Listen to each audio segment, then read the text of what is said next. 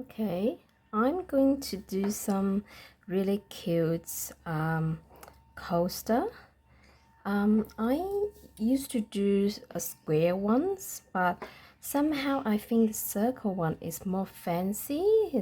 I love the circle coaster, and I have the idea of making, like a whale things, and then in the center I could applicate things like a little house or sun or heart, and any shapes that I like, and it stood out from the background, and it's a good way to use a small square because all these irregular square, sorry, any irregular scraps that you can use in these projects. And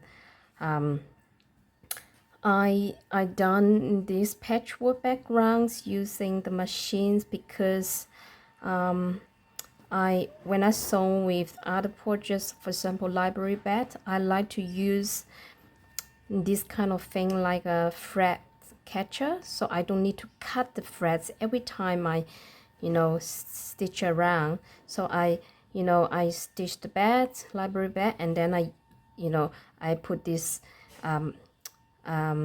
to be continued, and then I grab the bed, so the other parts, and then I go through with other parts.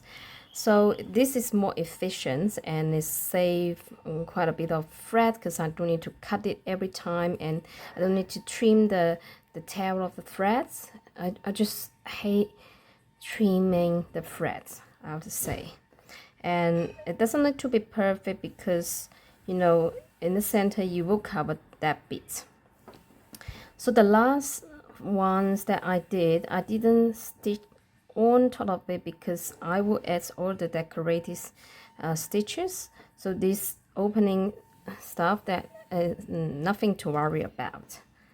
And I'm going to do like that, and there's no like particular direction, so you don't need to line up and match up the lines.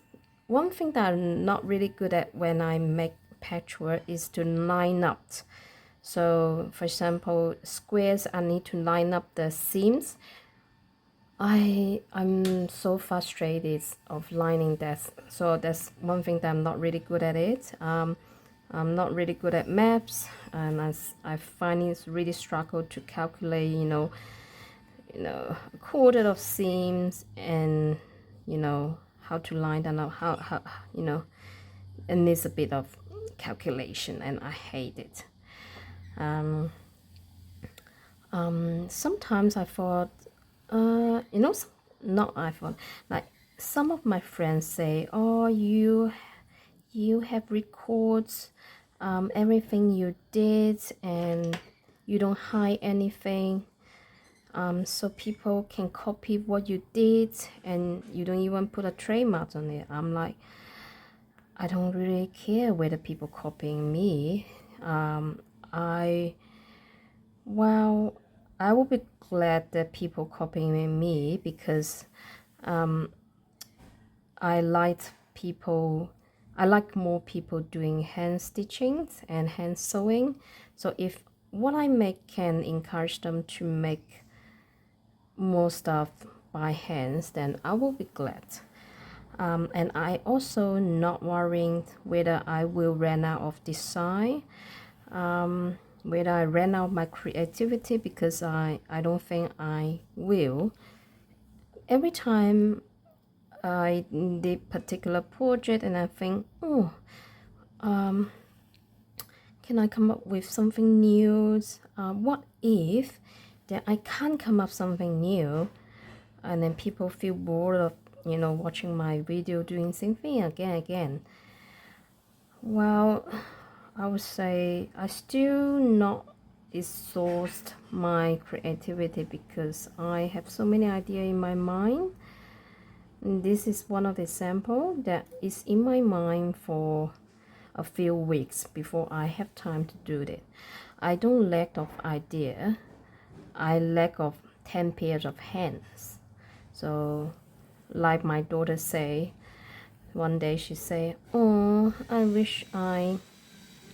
she say, oh, I wish I wish I'm an octopus, so I can I can do everything at the same time. I can draw, play things, eating, doing everything at the same time.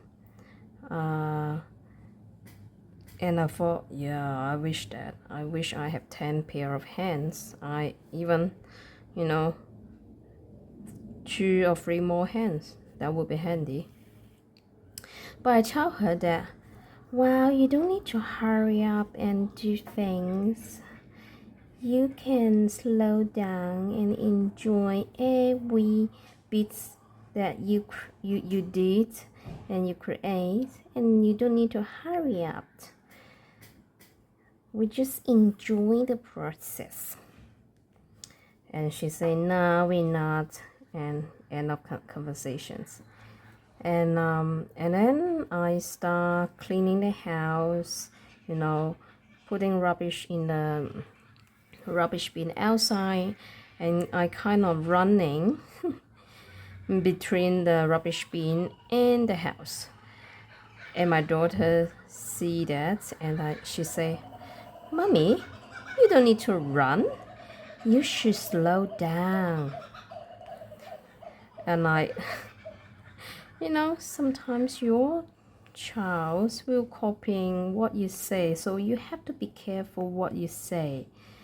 Sometimes they are very smart. They will use what you say to kind of like mock you or against you. But what she says is correct. I don't need to run between the rubbish bin. But somehow I'm always running. I'm always running in the household, trying to do everything as fast as possible. But there's so many things, then it is pretty impossible to, you know, finish. That's why I find it hard to create consistently. I would say, yeah, I want to do more. I want to create more, but it's just hard to say, you know. Sometimes I have a bit more time, sometimes I'm not. But I'm so glad that I can try my idea. Some of the ideas doesn't really work. For example, the curvy decorating stitch, I don't really like that.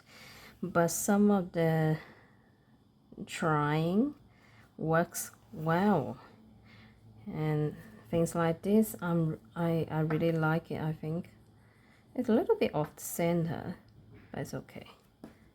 Okay, maybe I can even put a tree here.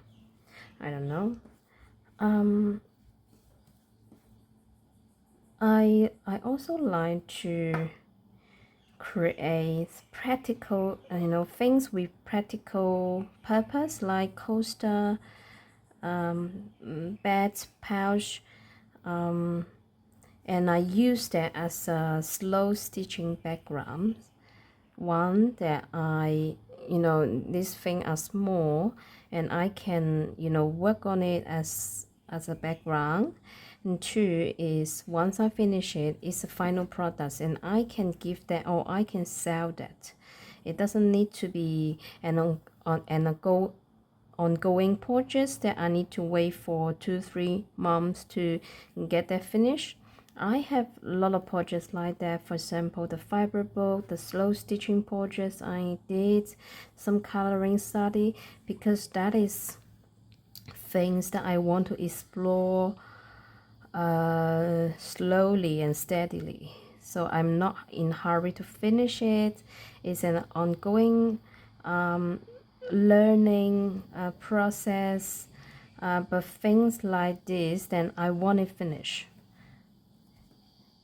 And because I have so many ideas, then I don't think I will run out of idea.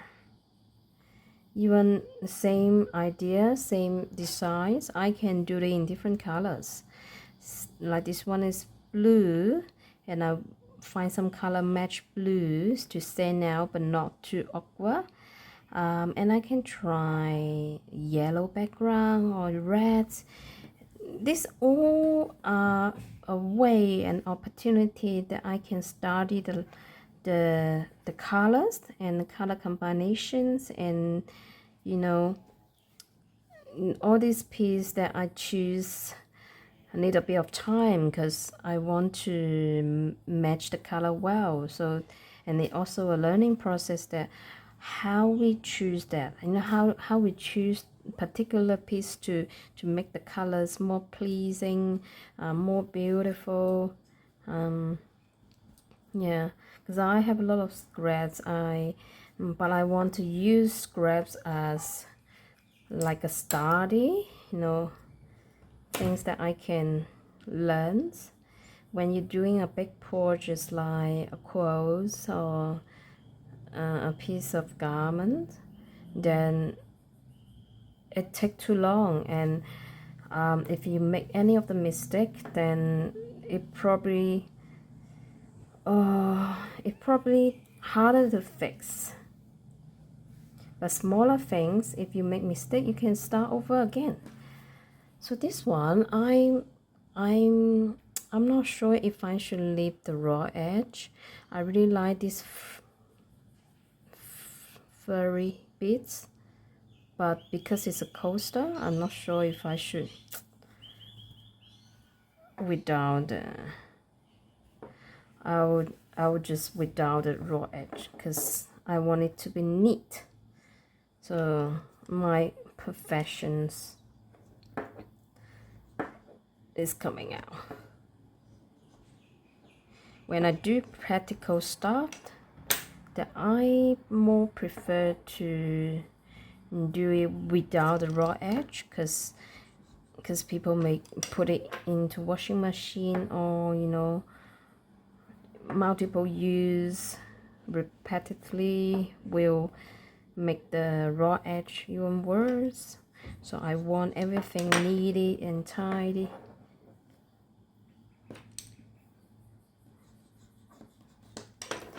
But even practical stuff like that, it could be, you know, it's nothing necessary. It's not things that you have to buy to survive for your everyday life. So I always thought, why people buying this? What makes people buying this? And what makes people like your stuff or remember who you are? So you have to have some, how to say, style or you know, a bit of your own taste that people will like it, and they want to look at it again and again.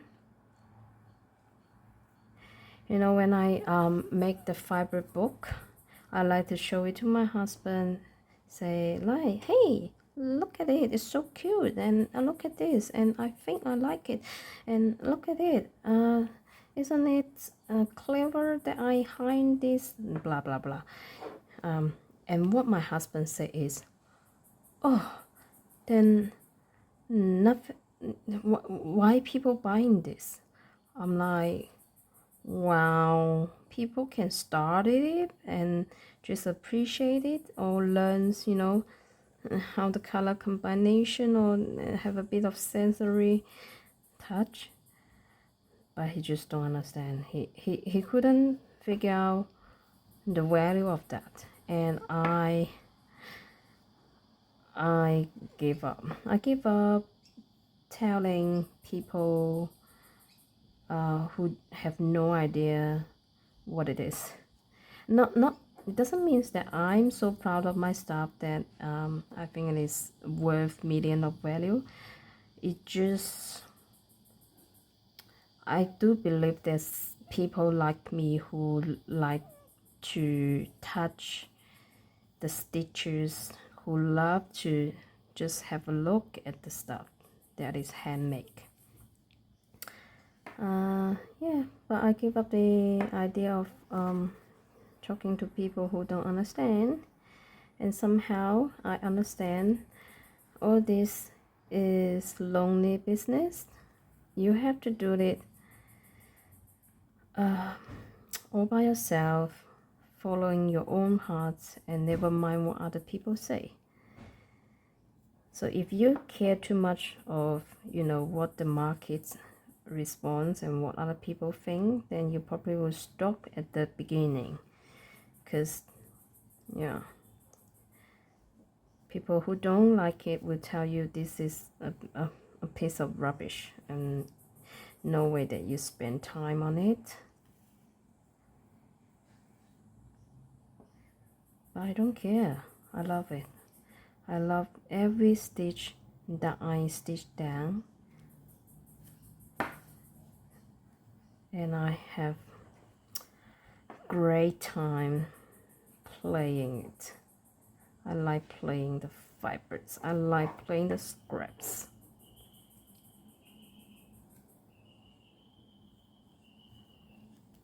When I bring it to the owner of the bookshops who buy all my stuff, I tell her, please do give me some feedback, because I don't know whether people like it. And the owner say, but I like it. I like it a lot. And that means a lot to me. Like, you come out of your bubble, you come out of your cells, then you finally present your stuff to other people, and you like it, but you just don't know whether the other people who liked you will like it. And when you hear that, oh, I like it, I absolutely like it, and that means a lot.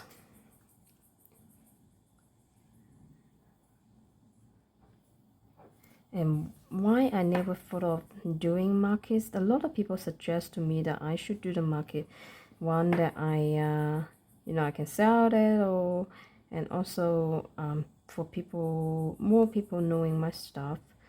But I never want to do market because I don't think people earns a lot from the markets, and thinking of standing in the store whole day and talking to people, that's killing me. Don't get me wrong, I love to talk to people,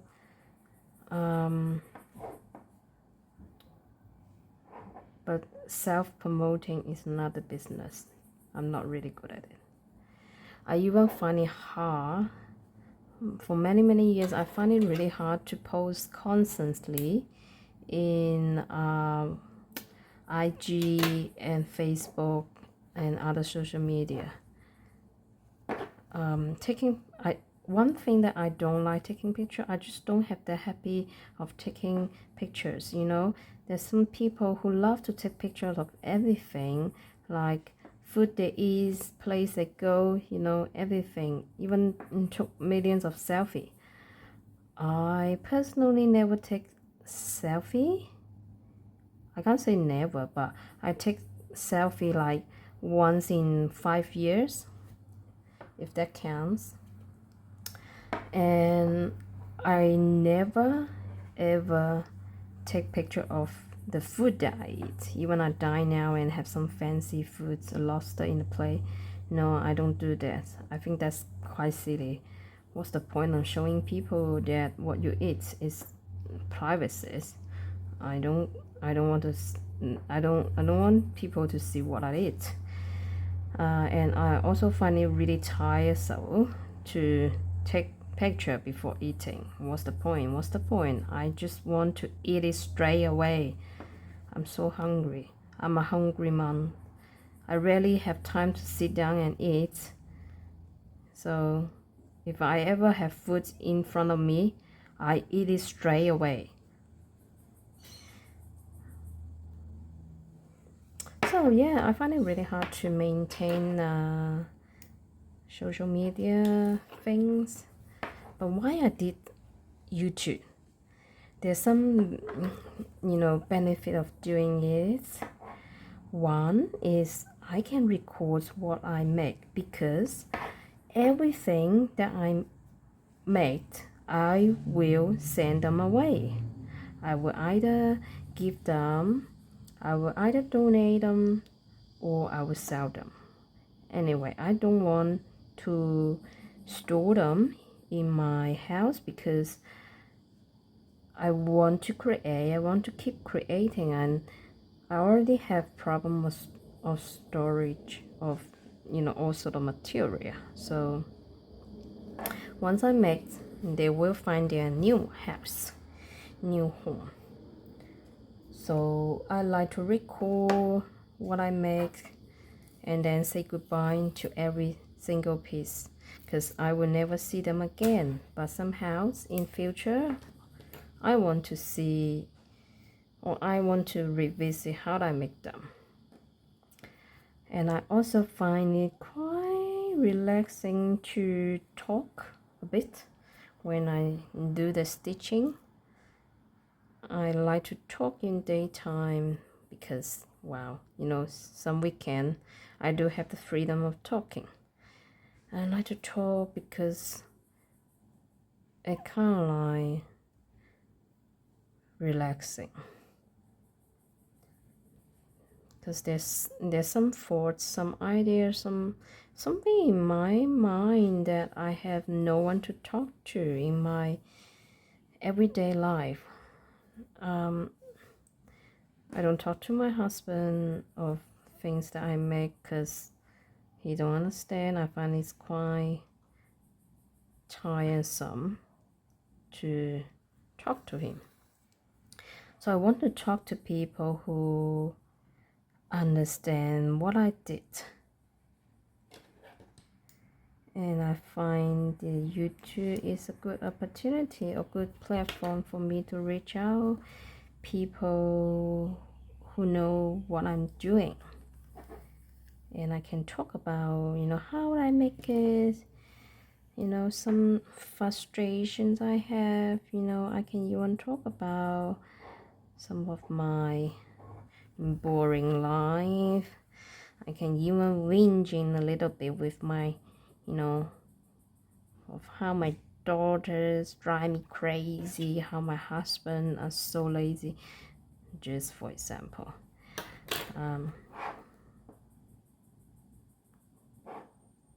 I just find it fun to talk to myself or talk to the camera. And I do have video that I have no talking because they do have time that I can't talk, and it's good to just have some music and you can watch me stitching, or you can stitch with me, or you can play in the background, whatever you like. Because what I like to do is I like to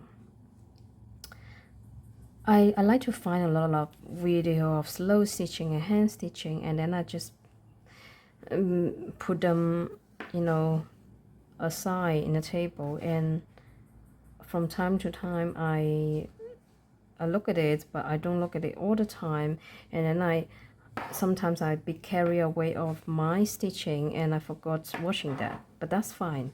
The video is playing there, and I somehow feel there's people sitting beside me and we both creating. I like that feeling. But I also find when I take the video or recording what I make, I can't watch stuff, so I like to talk, just pretend that I'm talking to friends who sit beside me, or how pathetic I am. Yeah, so it looks really good. And I also love these things attached to the house. I do it randomly, but somehow I feel like this is a tears from the house, or it can be a vegetable patch. It can be anything. I just love it. So I want to stitch on some window, and let's have a look.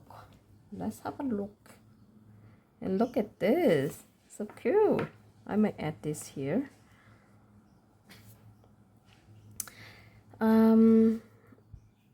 When I you know, find the scraps in a scrap pile. It takes quite a lot of time, quite a long time. But somehow I enjoy doing it because it looks like it's like playing the puzzle.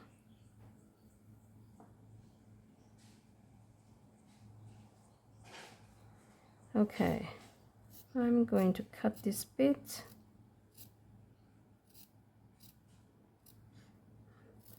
Let me change the scissor. This is the scissor that I like. So I think this one is perfect to be a window. That's why I like to hold fabrics like that. And I'm going to applicate down, similar like what I did here. No raw edges.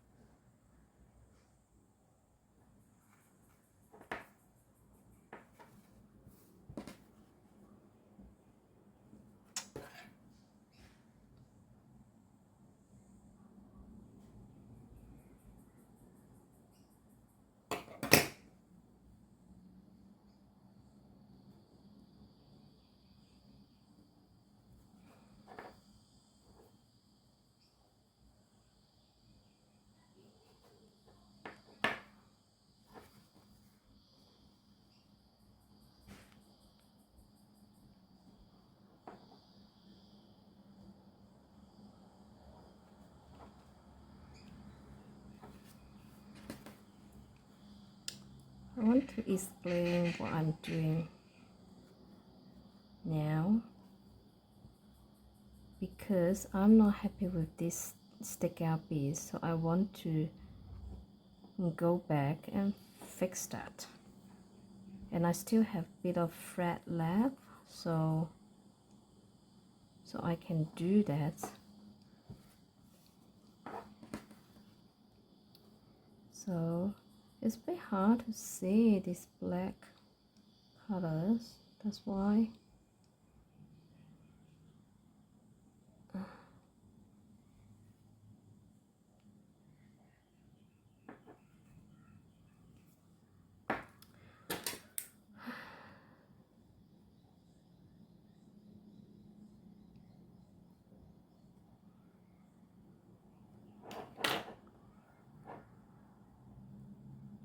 Okay, I'm going to add one more stitch to, okay, like that. It's not that bad. Okay.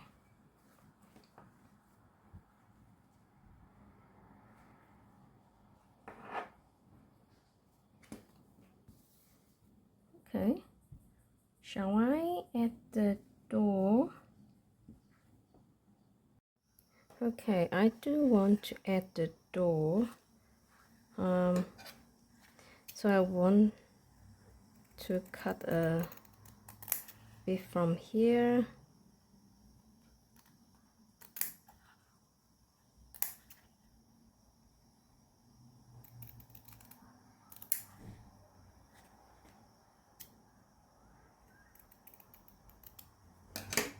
It looks like a nice design for a door. So like that. Let's see.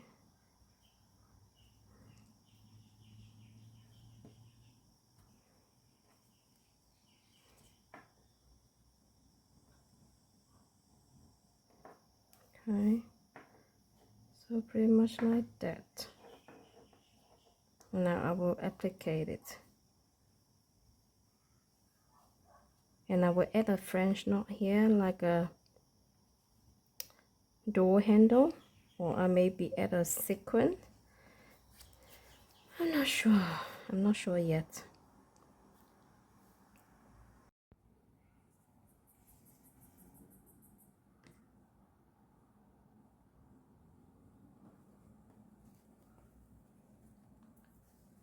It is quite tricky to applicate the smaller bits because the corners is hard to turn, and it just needs a bit of patience and skill, and you need to use a bit of tiny stitch because you want it really stitched down, and sometimes you have to go really slow, stitch by stitch.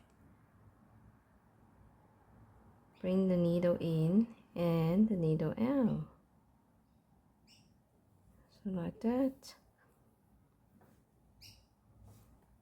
So like this, the hairy bits, you really want it to tuck in.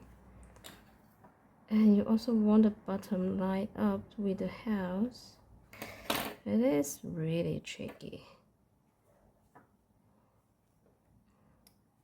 So you need to learn how to use your finger. Sometimes I see people have really long fingernails and pretty nail polish. I just don't know how they stitch with such a long beautiful nail.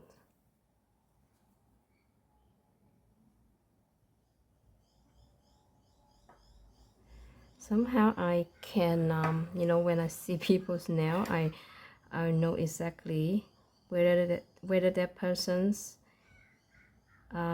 is machine sewing or hand sewing, because when you're hand sewing, you just couldn't have that long nail because you need to use your nail to press down, turn in.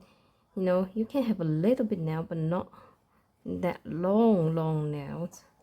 I have nothing against that. It just when you do hand stitchings, your nails may be your friend or foe. Okay, so the door is done. People can go through the house, not from the window, but from the door.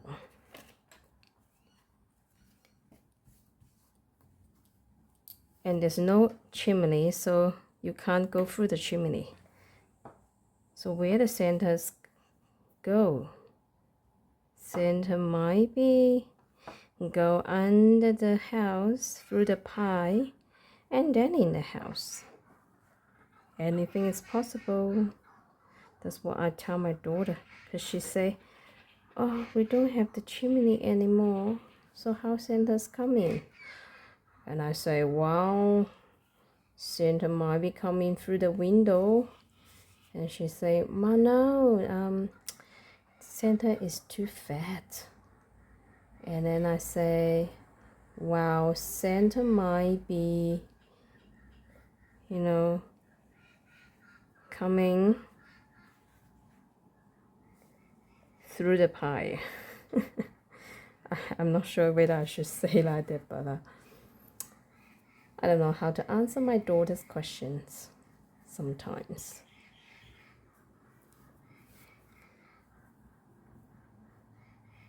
Or should I tell her that there's no Santa? I don't know.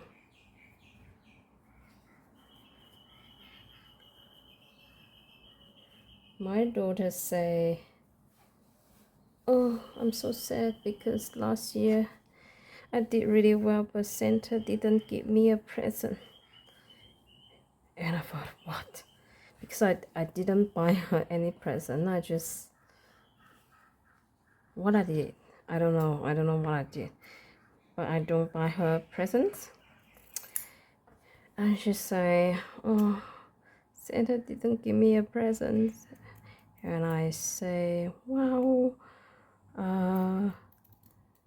you sure? Because you have a lot of presents from all the Christmas party. And she said, yeah, but there's no present from Santa. And I'm like, so did you make a wish? And she said, yes, I make a lot of wish. And I say, wow, that's a problem. You make too many wish. And Santa doesn't know what you want because you can't have everything. And she say, but I can share that with my friend.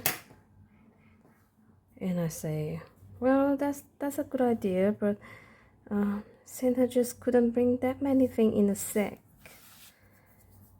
And she say, wow, then I could only make one wish. And I say, yes, you could only make one wish. So what is your wish for this year? And she say, I want a snow globe. And I'm like, I thought, only a snow globe? And I can do that, you know. I can bring her to McDonald's, and McDonald's have the, you know, Happy Meal snow globe. So yeah, I tell her, well, Santa thought you are a good child this year, and he actually tell me that I can bring you to the McDonald's and have a Happy Meal, and there's snow globes in the Happy Meal. And she said, yeah. So I bring her to McDonald's, but that week there's no snow globes. There's only a Grinch, like a hanging decorations, which we don't really need. She's a bit disappointed, but she kind of like move on, and she never mentioned the Christmas present things. Why I didn't brought her any presents? It is because it's against my principle. Because excuse what I'm saying. I think it will offend a lot of people. But I do think Christmas is quite wasteful. There's a lot of wrapping and presents with a lot of cheap thing, you know. Even a present from school, that is usually a book, but the book is not what the child want, is not what they pick, and usually 9 out of 10, I don't know whether other children will read it, but my daughter doesn't really like the book that she received. So I think that's a bit wasteful. And we also got a lot of Christmas little things like candy cans, bubbles, you know, tiny bubbles, you know, small toys, but we don't need that. And I found it a bit of tiresome to chop them in a bin, especially the candy cans that my daughter absolutely hated. But everyone give it to her, so she get to the point that she don't even open it, she just chop them in a bin by herself. And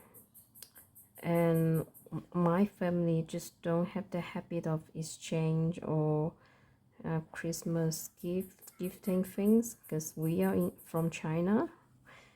Christmas is not our traditions festival. We celebrate Spring Festival, and we love it because we got the pocket money. You know, people, especially the grown-ups, will put certain amounts of money, cash, in the red envelopes, and they will give it to children or grown-ups without children's. Because if you don't have a child, if you even you marry, you're still a child. So that's a good deal, right? You keep getting the money, but you don't need to give out the money if you don't have a child. Yeah, we love them because that is money, that's real money, and we can use that money to buy whatever we like, and we can even save that for whatever our future use. I save every year's pocket money, red envelopes, lucky money, that's what we call. I say that every year, I think it's 1,000 RMB every year that I got from parents, from relatives, from random people, and I saved that for 14 years something. Then I used that money as a seed money to do a bit of business when I'm doing my bachelor degree in China in university.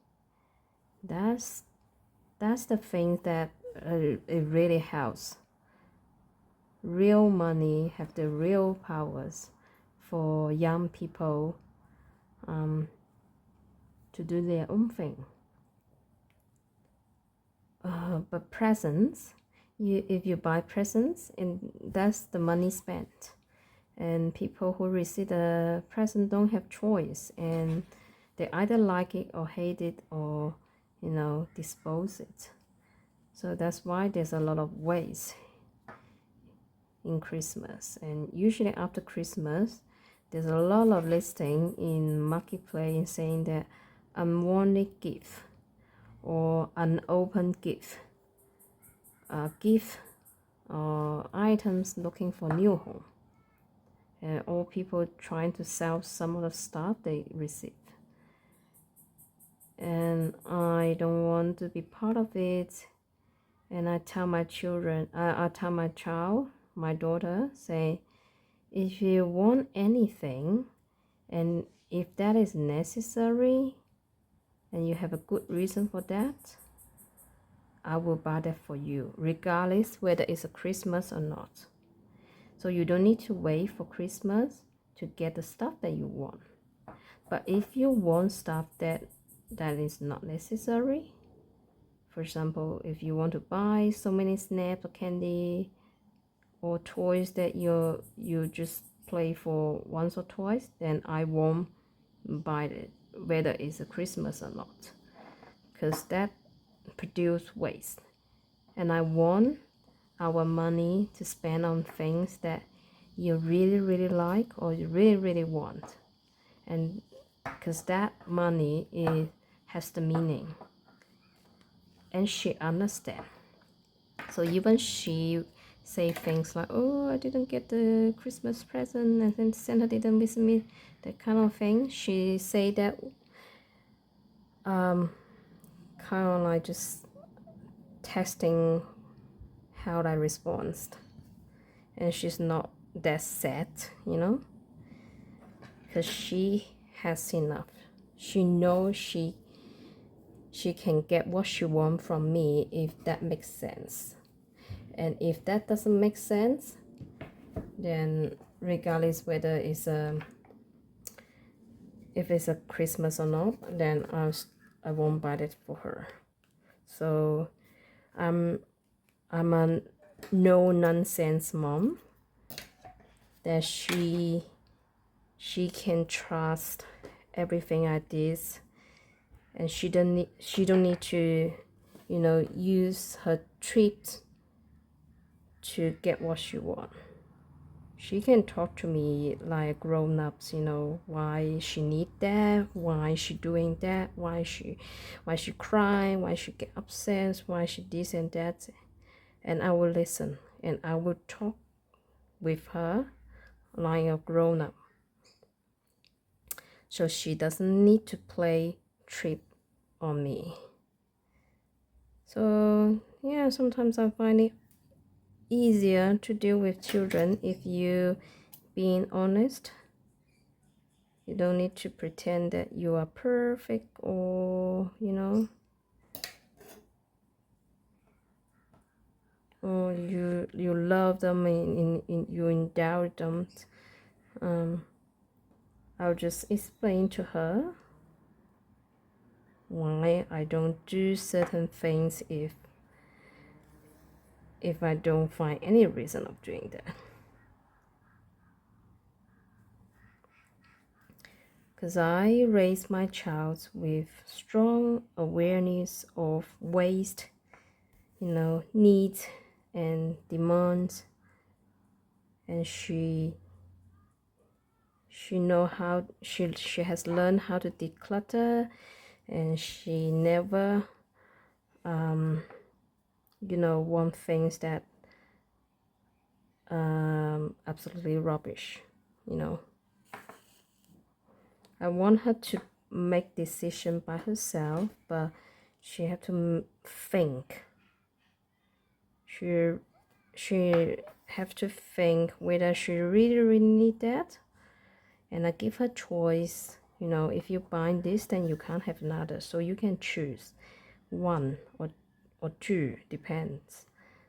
And she will think, and she will make a decisions, and regardless what decisions she make, I will respect her. For example, there's one time that she I want to buy a cake, and then I asked her to pick one. I really want her to pick the cheesecake, but somehow she picked up some some cakes that I don't like. And I tried to persuade her, oh, look at this cheesecake. It's $15, but it's such a big one and it looks really yummy. And look at your one, it's so tiny. But she insists to, you know, have her choice. And I finally give in. And I say, well, if you buy that and if you don't like it, you still need to eat it all because that's your choice. And she ate it all. I don't know whether she liked it, but she ate it all. Yeah, so I don't want her to have waste. That's the thing. Some parents will think, oh, if I don't buy certain toys or certain things for her, and she'll have trauma, and she doesn't get the love. I would say no, that's a bullshit, because children get the love from the attention of their parents, you know, not from the things that their parents bought it for her. I remember when I'm a child, you know, when we live in China, we are not rich, and during that times it's still at the beginning of the development. So my parents never, well, I can't say never, but rarely buy me new clothes or new shoes. And I remember this one day that I so desperate to buy a boots with a bit of heel, and I thought that I have to buy it, otherwise the end of the world. So I cry and cry, and I refuse to go home. I do every naughty things that you can imagine, and my mom give in, and then she bought it. But I don't wear that boots much because it's not comfortable. I don't like the heels. That heels make me like walk pretty wobbly, and somehow it's a bit ill fit. It makes your feet very ouchy. So after a few wear, then I don't wear that anymore, and I regret the decision that I have to, you know, being that naughty and desperate, just want to buy it, and that is not a good buy. So this is a lesson. So sometimes your child's cry, and you know, cry so desperate that it looks like they really want it, and so want it that without it they can't live. But it's not. They will easily forget it.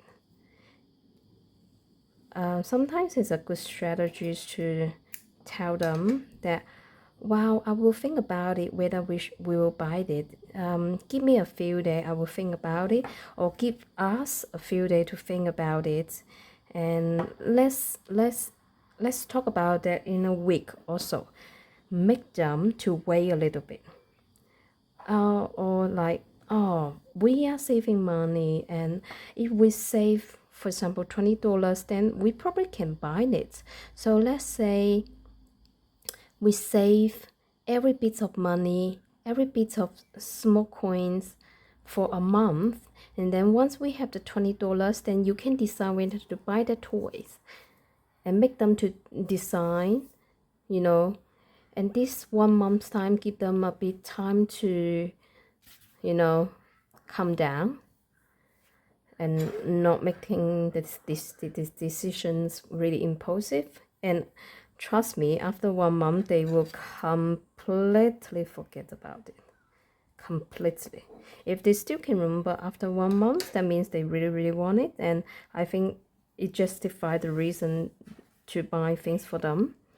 But if they forget about it, yeah, let it go. It's not a big deal. Okay, I have done here, and this side I simply put the patchwork piece and then do the straight stitches. and then I'm going to do the bias binding all along the edges so it won't be that bulky, and I think the colors match well.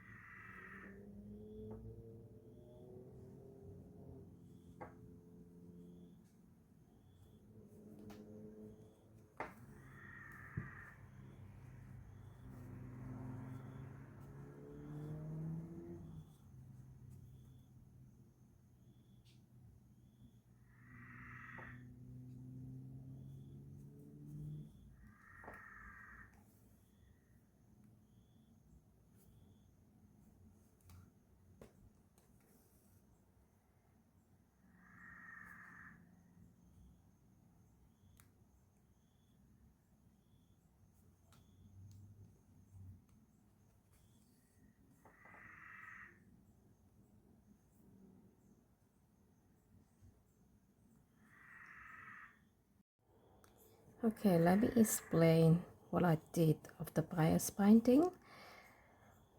When I stitch down, this is the beginning. So I have a section tucked to the wrong side. So when I fold back on the other side, it will have a nice folded edge. So I stitch. So that's what I did. Folded edge, and then back stitch all along, and then when you come to the end, you put this layer without folding on top of the beginning,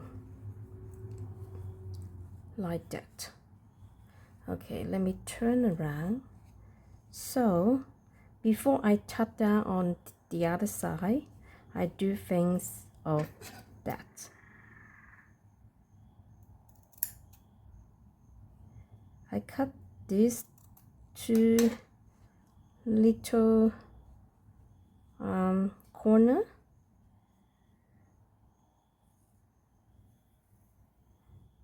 Okay, so let me bring back the needle.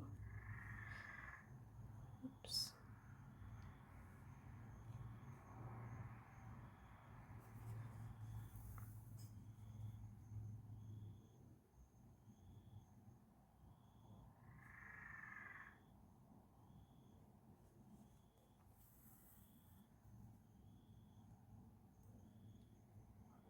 Okay,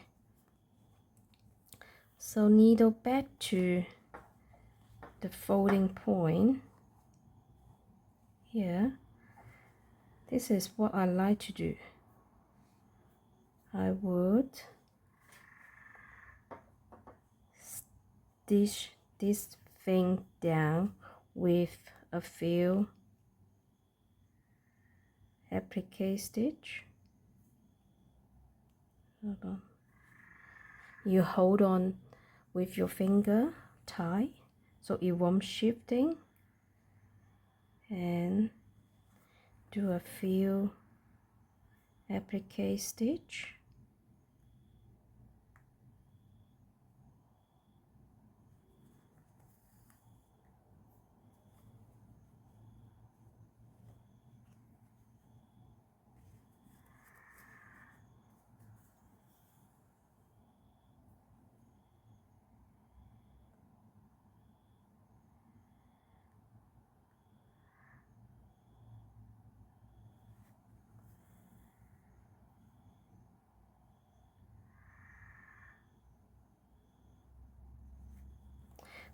Stitch very close to the edge. Oh, it's hard to see. Okay, is it okay? Can you see that? Very close to the edge. So the stitch stitches is very tiny.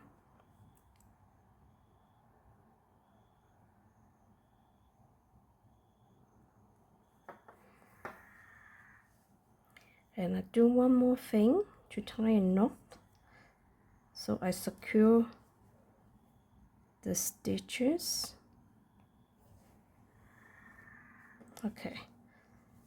Okay, so you will see when I fold over, it won't go shifting.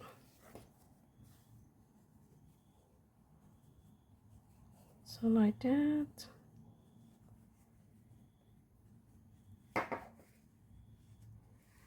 Okay, so like that.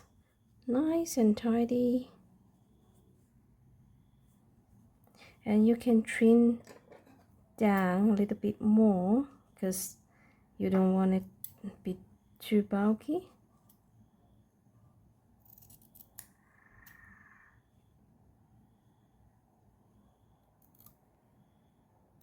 Okay.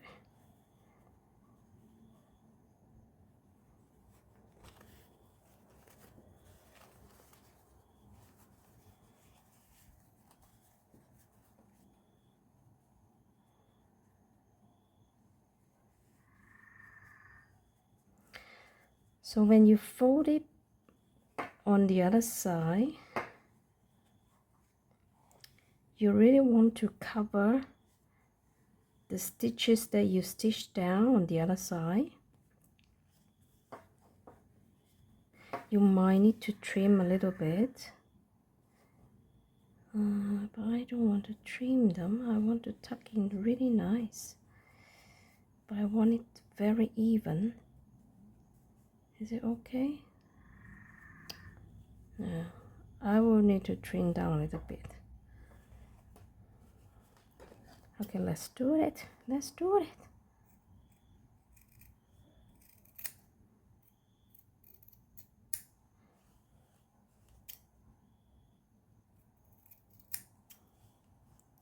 Just a little bit.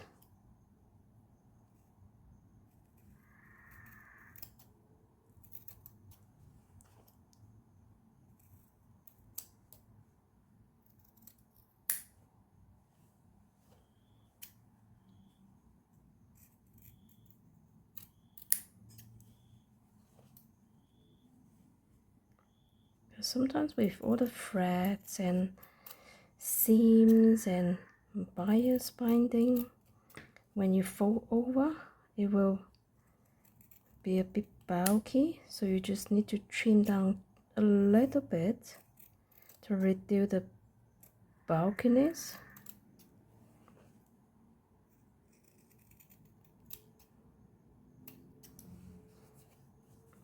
Such a messy business. Handcrafting is a messy business.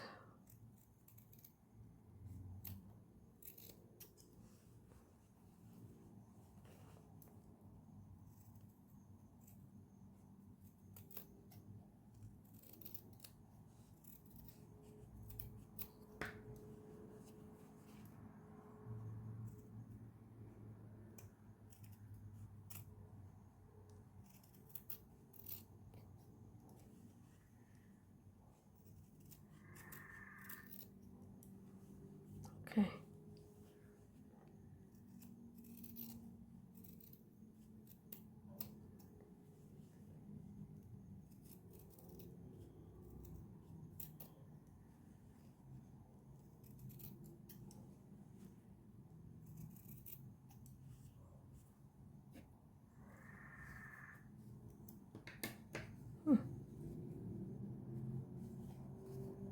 I think I cut my thread, but it's okay because I already do a knot.